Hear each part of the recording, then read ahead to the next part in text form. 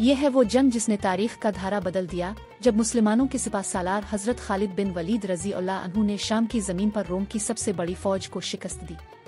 636 ईस्वी यरमुक का मैदान ऑर्डन के करीब।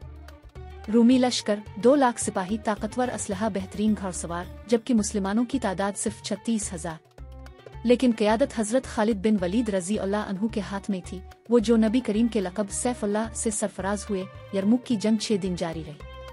हजरत खालिद ने अपने लश्कर को 5 दस्तों में तकसीम किया और हर वार में दुश्मन को पीछे धकेलते गए। हजरत खालिद ने मैदान जंग में ऐसी हिकमत अमली अपनाई कि दुश्मन हैरान रह गया। उन्होंने दरियाई यरमुक के किनारे दुश्मन को ऐसा घेरे में लिया कि निकलने की राह न रही। 5 दिन की शदीद लड़ाई के बाद 6ठे दिन मुसलमानों ने ऐसा वार किया कि दुश्मन के खेमे जल गए, मैदान फतह हुआ। हजरत खालिद बिन वलीद रजी अल्लाह अन्हु ने बगैर किसी शिकस्त के 100 से ज़ायद जंगें लड़े। उनकी तलवार में बरकत थी, उनकी नीयत में इखलास था।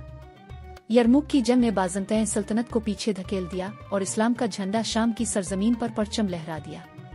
ये थे सैफुल्लाह हजरत खालिद बिन वलीद, वो जो सिर्फ जिस्म से नहीं दिल से भी सिपाही थे। सब्सक्राइब करें ऐसी मजीद इस्लामी तारीख की वीडियोस के लिए।